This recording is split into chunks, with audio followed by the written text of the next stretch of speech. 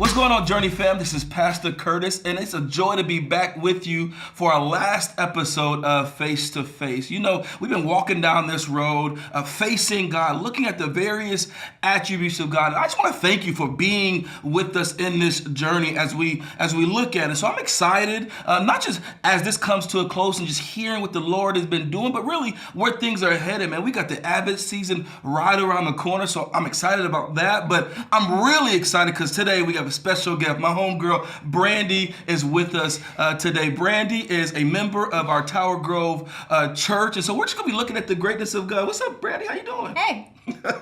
So as we look at the greatness of God, man, all the churches we preach, and we came out of Isaiah 40. And man, Brandon, you spent some time looking at that text, studying that text. Man, as you've looked at that text, tell me, what has stood out to you? Man, the part that sticks out to me was just as you talked about the greatness of God and God holding the water in the palm of his hand and the nations being like a drop in the bucket, and just sitting and meditating and thinking about how great our God is and how it kind of, as you reflect on how great God is, it just gives you a sense of your smallness. So that was something that stuck out to me. Man, I know as in that text, it just talks about the fact that God holds the oceans in his hands. And man, you can't help but feel small when it comes to that and be overwhelmed, not just in our smallness, but even in our smallness, man, he loves us. And I love that reality that comes out of that text. And man, as you know, that text is being written to a people who really are deeply wrestling. I mean, they are not in a comfortable place at all. They are in a moment of pain and captivity and suffering. And so, man, as you come to face with the greatness of God, tell me what area does that confront with you? Where does it lead you to wrestle with? Man, this passage really makes me think about, and as it has in the past and as it resurfaced over the last week, of like, why, God, do you allow suffering to happen? And why don't you stop things? And a lot of times we hear Christians say, well, Satan did it, or it's some sort of like evil thing. But I think that a right way of looking at it, when we read Isaiah 40, it makes me think about Job, it makes me think about Habakkuk, it makes me, even at the end of Jonah, the question, they place the blame, and I think rightly so, on the Lord. Yeah. Lord, why did you let this happen? Why do you allow these things? And it's because God is so great that that is really the question, is not he, and he never answers why. I think that for me, I understand, because I am so small, when I see the greatness of God, I know that I will never even understand really. If he were to answer like why, I don't even know that my brain is big enough to comprehend his answer back to me. Instead, he meets me where I am by listing and explaining who he really is in his greatness. And that is a great comfort as it circles back around to the Isaiah 40 verse 1. It's like, comfort my people. Yeah. And he comforts us in the midst of our pain and suffering with himself, and that leads me to a place, rightly so, I think, with is God enough then?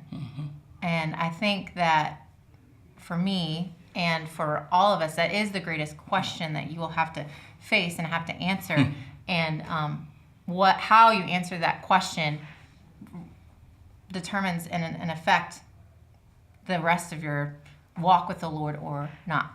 Yeah, and I mean, I thought as you were talking, I was thinking of just the text in Isaiah 40 when it talks about really who has counseled him, who has led him to understand. And really, the answer is no one.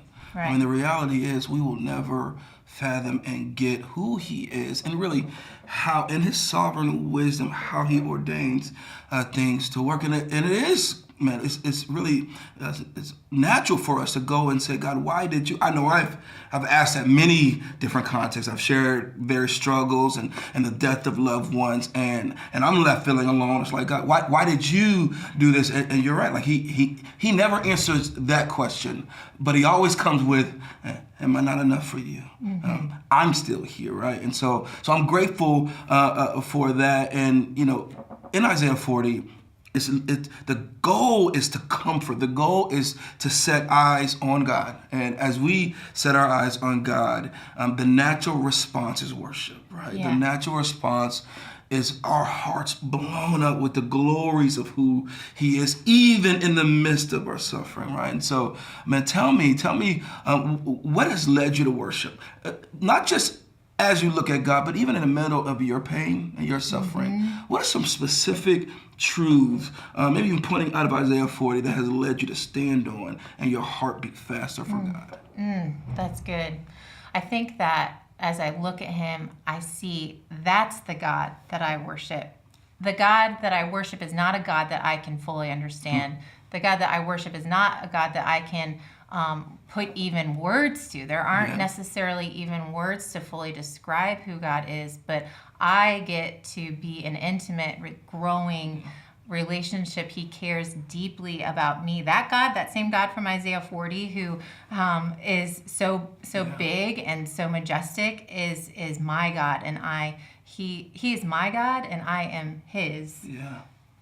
I mean, I appreciate you sharing your heart. I appreciate the people out there getting to know you. One of the reasons why I value Brandy as my sister, one is she's just a delight of a human being, but she has a love for God's word. You could just hear it exuding from her as she talks. So Brandy, I just thank you for really sharing your heart, but really sharing your heart for the Lord's word, because his word is what brings comfort in the deepest of ways. And man, as weeks go on, man, you're going to be hearing more from Brandy as we kind of navigate next steps in future sermon series, but we're bringing Face to Face to a close. And again, I want to thank you. I consider it an honor that you would spend any moment of time with us as we just, as a whole, are growing in the Lord and wrestling with God, and all of us posturing ourselves to the greatness of God. So how are you coming face to face with God and coming face to face with you?